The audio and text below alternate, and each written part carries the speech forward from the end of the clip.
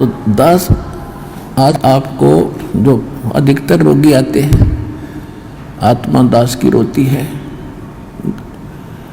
यहाँ तो रोने का समय नहीं मिलता, एकांत में जाकर मैं देखता हूँ परमात्मा आपके बच्चों का क्या हाल हो गया है।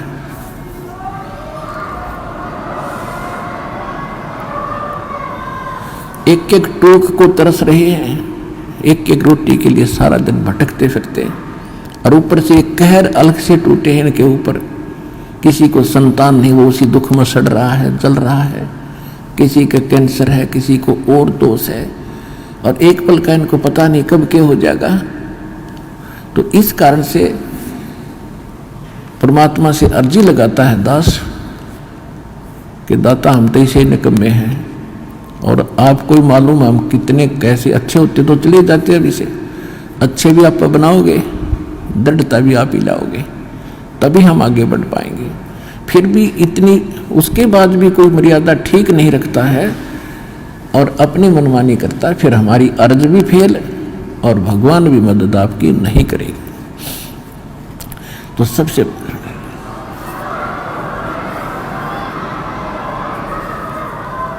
तो कहने का भाव ये है कि जैसे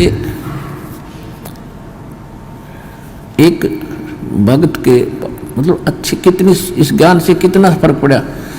एक भक्त का लड़का कति अपाहिज था और परमात्मा का नाम लिया उसने, वो आता रहा, कुछ राहत मिली उसको।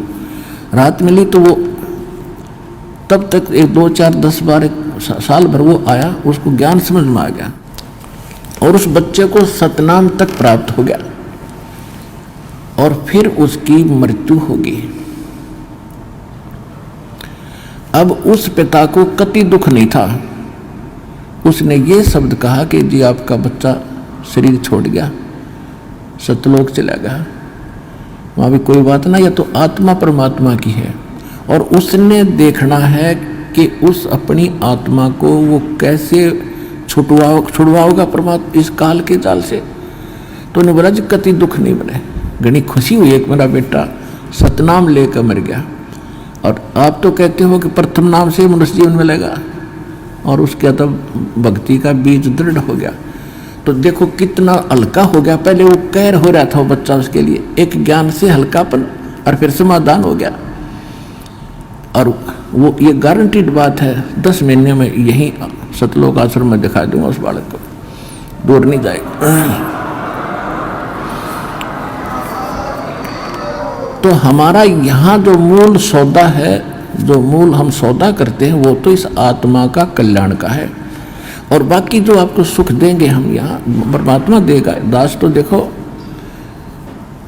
परमात्मा ने हमारे इस दास को खूब सतर्क कर रखा है कि अपने ऊपर कभी ना लेना। खुद भगवान ने नहीं ली, परमात्मा की एक वाणी है, सुख देता है दिए जात है, ये दाता दिन रैन, और लोग भरम मोह पे करें ताते नीचे नैन। देने वाला परमात्मा कबीर जी है, और दास को केवल एक बीच में आपका मीडिया बनाए बैठा है। और आपको आप कहते हैं गुरु रामपाल ने ये सो कर दिया, तो उसमें दास के नैन नीचे हो जाते हैं। परमात्मा कहते हैं कि देने वाला दे रहा है और लोग भरम मुझ पे कर रहे हैं ताते नीचे नैन। कहने का भाव ये है, देखो करेगा तो इस दास के माध्यम से। इस दास को ये समझ लो एक सिरिंज है इंजेक्शन लाने वाली, और यह ओके सिरिंज है, बढ़िया नीडल है, इसमें दवाई है भगवान, और लगेगी रामपाल के आशीर्वाद के माध्यम से यह दवाई भगवान वाली जाएगी ऐसे।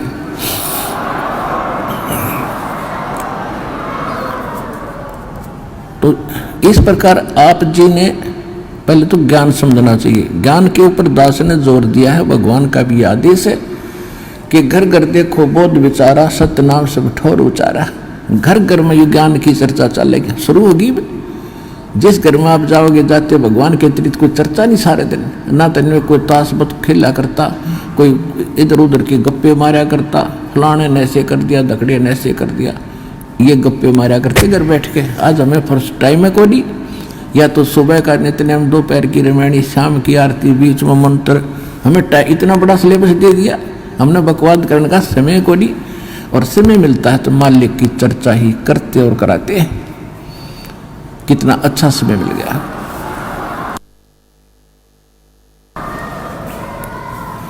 तो कहने का भाव ये है कि पहले इस ज्ञान को समझो और ज्ञान समझ के फिर भक्ति शुरू करो।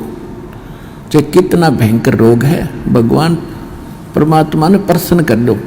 वो कैसे प्रसन्न होगा? जिस दिन वो प्रसन्न हो गया वो तो सोने कैसी काया बना दे जीव की। 1 सेकंड में एक बार 350-360 के लगभग कोड़ी थे, कोड़ी। और कबीर परमेश्वर के पास काशी में उनकी सुनकर महिमा इकट्ठे चले गए, 5-7 गए पहले थे। बोला जी हम ऐसे दुखी है और ऐसे है। परमात्मा बोले भाई तुम वो सारे को डियान बुला लो, जानो किसी ने? सारे ने जाना है कि उनको सबको बुला लो, पर एक बात है तुमने भक्ति करनी पड़ेगी आजीवन। और भक्ति छोड़ दोगे ना फिर तुम्हें फिर हानि हो सकती है। कान पकड़े जी, कदे नहीं छोड़ेंगे और हम तो सदा आपके चरणों में पड़े रहेंगे।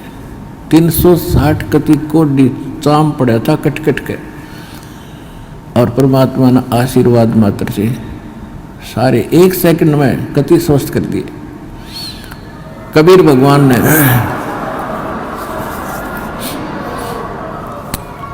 अब वो हो गए स्वस्थ कति। अब जाते उन्हें तक 10-5 दिन तो महीने 2 महीने तो ठीक सी भक्ति करी, फिर हुए बकवाद भागी।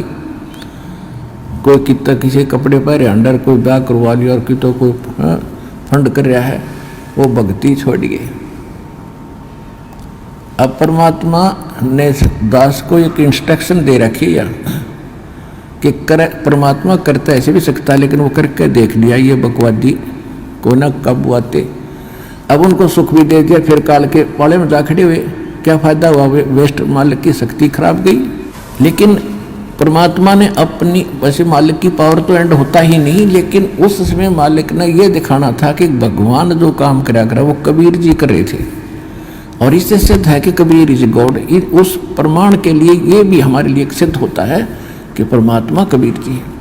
एक बार दास एक गांव में एक भगत के सत्संग करण पाठ करा कर घर में जाकर उनके पड़ोस में एक लड़की के, जवान लड़की, ब्याह रखी हुआ और मतलब शादी हुई थी। दोनों गुर्दे फेल हो गए और उनने छोड़ दी। सारे चेक करा ली, कोई राप नहीं, और खाट में पड़ी सोई आ रही, मुंह पर हाथों पर। तो हमारे उस भगत ने उनसे कहा कि आप दीक्षा ले लो, अरे लड़की इनके आशीर्वाद नाम लेने से राहत मिलेगी तुमने। तो लड़की ने और उसकी माँ ने नाम ले लिया। फिर उनको उस भगत ने सलाह दी कि तुम एक पाठ करा लो घर पे, गुरुजी आते हैं पाठ कर देंगे।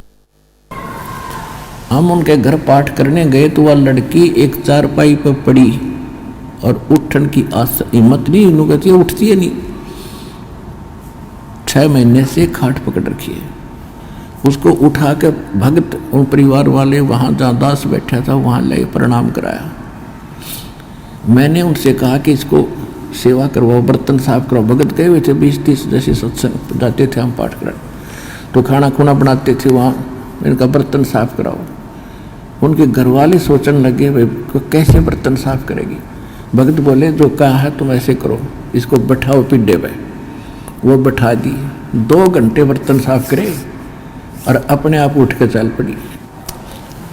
अब वो कति स्वस्थ होगी, पूरे परिवार ने नाम ले लिया और 1 साल के बाद सब छोड़ गए और वो अपने ससुराल चली गई। आज तक जात नहीं बुझी रामपाल की। ऐसे कृत गनी भी हम।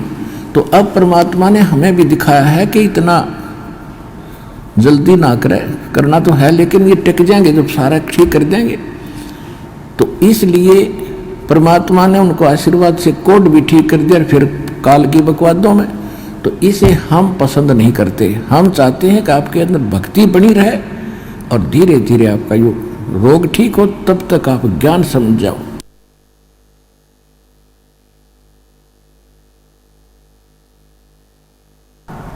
और जिसके मन में दोष है वो चला जाएगा, फिर कितने पृथ्वी ठिकाना नहीं, वापस में फिर भटक कर फिर आखिर में यही आना पड़ेगा। एक अभी कल ही मिल रहा था, एक बहन आ रही थी, उसको और उसका पति भी मिला। भक्तों ने बताया कि ऐसे ऐसे ये बहन आई थी 3 महीने पहले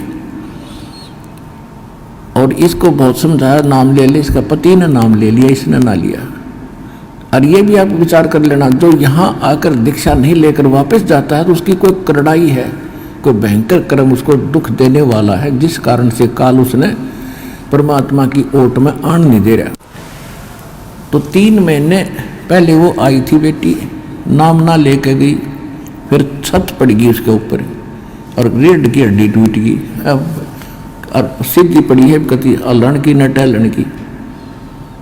अब परसों लेकर आ रहे थे, जब बताई माँ बेटी उस समय क्यों ना लिया, तो नहीं वो नाम या बला टल जाती तेरी। नहीं बोले जी गलती बन गई, बता ये। और अब कैसे आ गई तू? अब सब, अब रामपाल सही हो गया और कबीर भी भगवान हो गया, जब दे ही टूट गई है। कल के चोर बता क्या कर लेन का।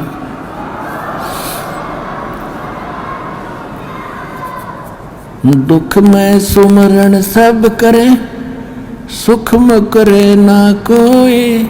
जय सुख में सुमरण करे तो दुख काहे को होवे। संत शरण में आने से आई टले बला, जय मस्तक में सूली हो वो कट्टे में टल जा। इस समर्थ परमात्मा की शरण में आने से यदि मौत भी हो, यानी सूली टूटना हो, तो कांटा लगकर ही बच जाता है।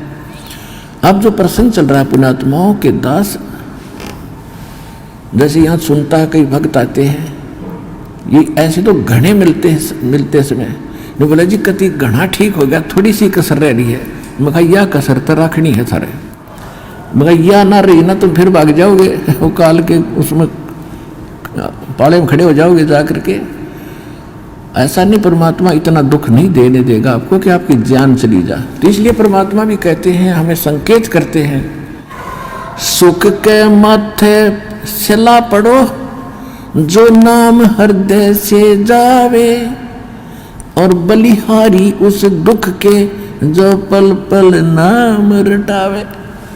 परमात्मा हमें संकेत करते हैं कि हे भगवान, ऐसा सुख ना देना जिससे आपकी भूल पड़ जावे, और इतना दुख दिए रखना दाता तेरी याद बनी रहे।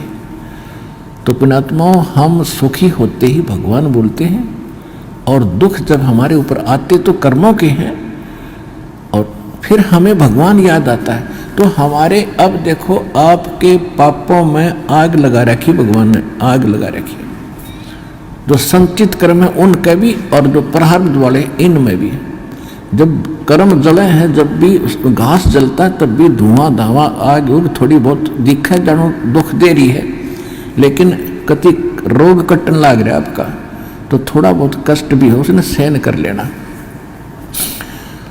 अब जैसे तो आपको जो भयंकर रोग थे, जो भयंकर दुखदायी कर्म है, पहले आपके उन पर कुवाड़िया चल रहा है परमात्मा का, और छोटे मोटे तो धीरे धीरे हो जाएंगे, सारे ठीक हो जाएंगे। जैसे डॉक्टर के पास कोई भयंकर मरीज जाता है, वो सबसे पहले डॉक्टर उस स्थान का इलाज करेगा जहाँ से रक्त निकल रहा है, यानी जिससे उसकी जान जानी हो। एक्सीडेंट हो गया, हड्डी टूट गई और कहीं रक्त स्राव हो रहा है, तो सबसे पहले डॉक्टर ये देखेगा कि इसका इस स्थान पर ऑपरेशन करें जिससे इसका खून रक्त बंद हो। और वो रो रहा है, डॉक्टर साहब टांग में दर्द घना है, हाय मर गया, तो डॉक्टर उसने ना देखता कि उसने तो चिल्ला लेते थोड़ी देरी, तो फिर कर दूंगा ठीक, पहले ये रोग काटना, ये करना जरूरी है जिससे इसकी मौत ना हो जाए। तो परमात्मा आप ताई हो एक दुख न ठीक कराने खातिर, और परमात्मा आपके वो पहले ठीक करेगा जिससे आपकी मृत्यु, जैसे आपकी मृत्यु निकट आएगी, समय आपका रहा नहीं, एक्सटेंड आपकी है नहीं आगे आयु, तो सबसे पहले उस कर्म को बढ़ाएगा आपको जिससे आपकी एक्सटेंशन हो। उसके बाद फिर सुख तक दे जाएगा जब तक आप रहोगे शरण में।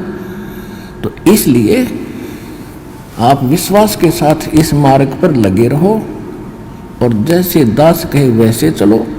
किसी की और बातों में आकर भगवान से दूर ना होना। आप सदा सुखी हो जाओगे, आपको सर्व सुख मिलेगा और मोक्ष मिलेगा।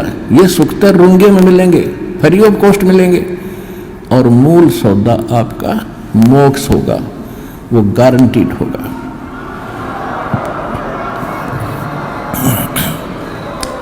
अगर आप ये वीडियो YouTube पर देख रहे हैं तो हमारे चैनल को सब्सक्राइब करें और बेल आइकन को दबाना ना भूलें। अगर आप Facebook पर ये वीडियो देख रहे हैं तो हमारे पेज को लाइक करें।